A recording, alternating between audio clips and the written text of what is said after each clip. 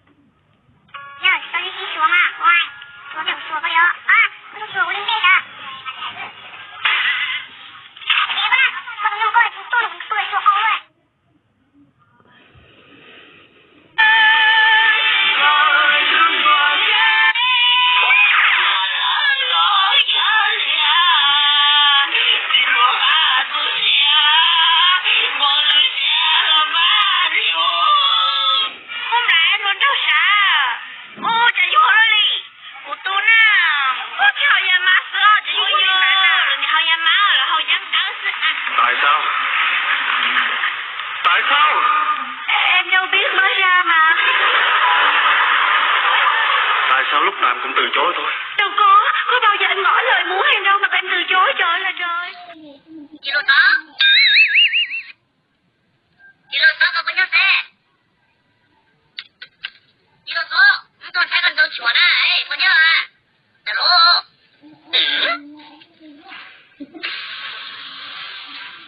Ủa là xe, rồi cũng tay nắng, dạ, lô mà lại khó tung lên.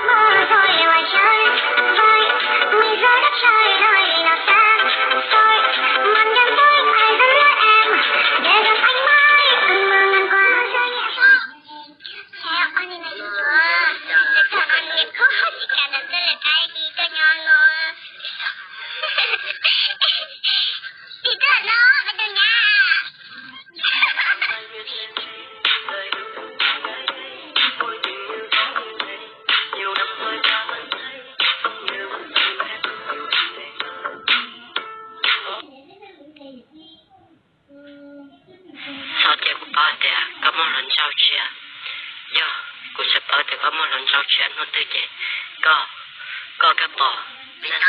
Có một lần muốn đòi chuyện. Có hai lần mà phá cả mày tao. Vậy thì tôi sẽ tuân nào mà phá cả. Lo xa, của thanh nhà mốc đâu. Ồ, mày tao, tôi sẽ mốc đó cả hai chị được qua. Trong tay châu có là cơ, chỉ tên kia lý. Giờ có ai đã chỉ, có nhân chỉ thiên trong cô.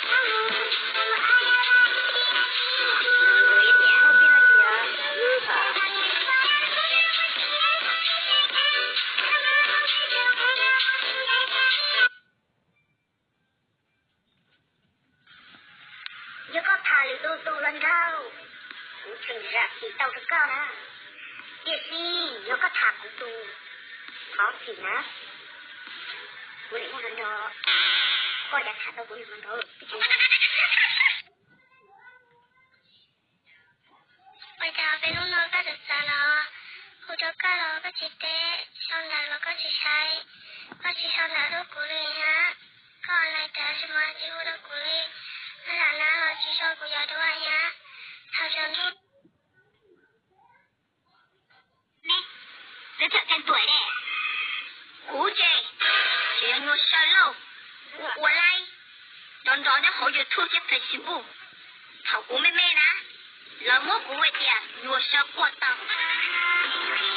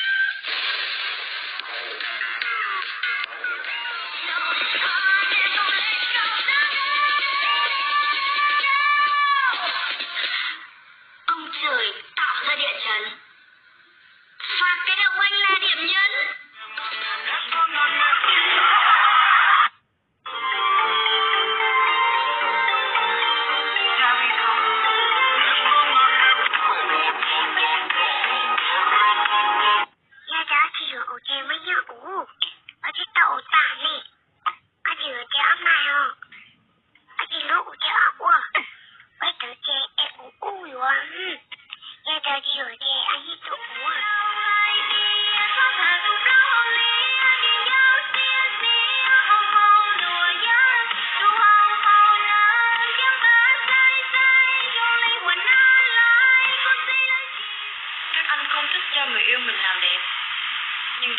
Gõ để